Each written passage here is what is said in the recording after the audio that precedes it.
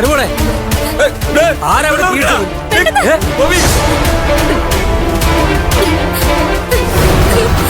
കെടുത്തതേ? ആരാ മോളെ ഇത് ചെയ്തത്? എനിക്കറിയില്ല ബാലമ്മ. അവര് 3-4 പേരുണ്ടായിരുന്നു. മുഖം മറിച്ചിരുന്നോണ്ട് ആരെയും തിരിച്ചറിയാനും പറ്റിയില്ല.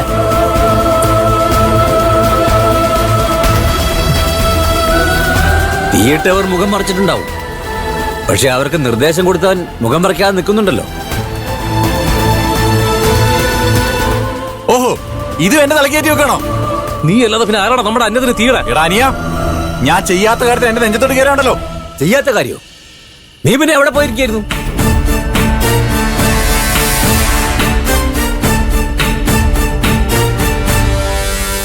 പാടത്തിന് തീ പിടിക്കുന്നതിന് തൊട്ട് മുമ്പ് വരെ നീ വീട്ടിലുണ്ടായിരുന്നല്ലോ.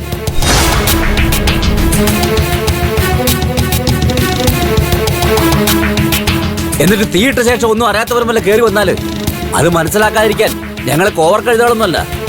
അത് ഞാൻ പുറത്തു പോയത് വേറൊരു കാര്യത്തിനാ. എന്ത് കാര്യത്തിന്? അത് പറയടാ, എന്ത് കാര്യത്തിനാ? എടാ, ഇതിനു മേലെ എന്റെ നെഞ്ചിൽ തീയിടുന്നായിരുന്നു.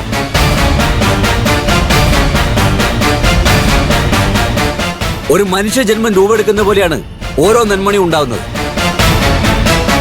നീ ചെയ്തത് കൊലപാതകത്തിന്റെ തുല്യമാണ്. നീയൊക്കെ ആരെ കെട്ടി എവിടെ പോയി ജീവിച്ചാലും ഗതി പിടിക്കില്ലടാ.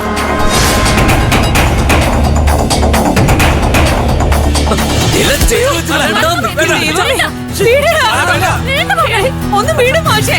ബാലമ്മ വേണ്ട, അരവിന്ദേട്ടനല്ല.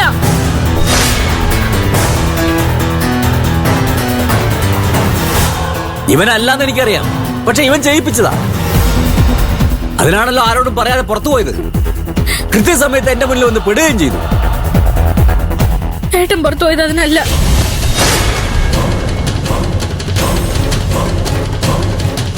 പിന്നെ അരവിന്ദേട്ടൻ എന്തോ മെഡിസിൻ വാങ്ങിക്കാൻ പോയതാ.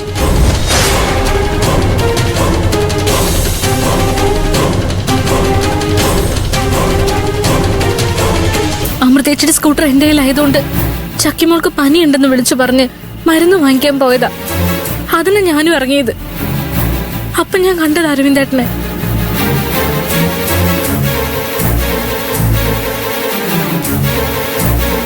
മരുന്ന് വാങ്ങി അരവിന്ദേട്ടൻ പോയത് വേറെ വഴിക്ക. അമൃതേച്ചിയുടെ വീട്ടിൽ നിന്ന് വരുന്ന വഴിക്ക ഇവിടെ തീയിടുന്നവരൊക്കെ ഞാൻ കണ്ടത്.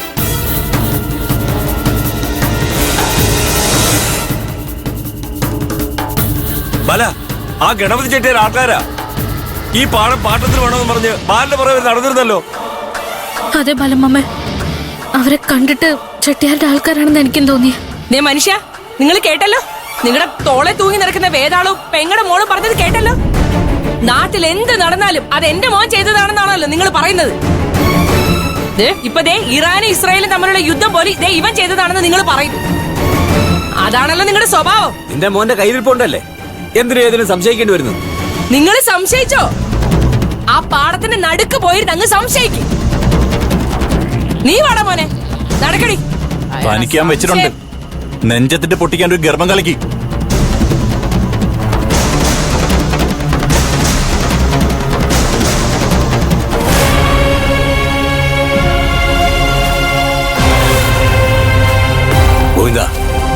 ചെട്ടിയാരാണ് ഇങ്ങനെ കാണിച്ചതെങ്കിൽ അതിനൊരു മറുപടി കൊടുക്കണം. ബാല, അയാൾ വിധിച്ച വിത്തിന്റെ പകുതിയും പോയി, നഷ്ടത്തിലാ. ഈ പാടം കിട്ടാത്ത ദേഷ്യ. ദൈവാനുഗ്രഹം കൊണ്ട് ഒന്നും സംഭവിച്ചില്ലല്ലോ. കുറച്ചുപോയി, അത് നമുക്കങ്ങ് ക്ഷമിക്കാം. ബാല വീട്ടിലേക്ക് ചെല്ല്, ഞാൻ വെളുപ്പിനെ അങ്ങ് എത്തിക്കോളാം. ബാല ചെല്ലു മോളെ, മോനെ ചെല്ല്. ഓ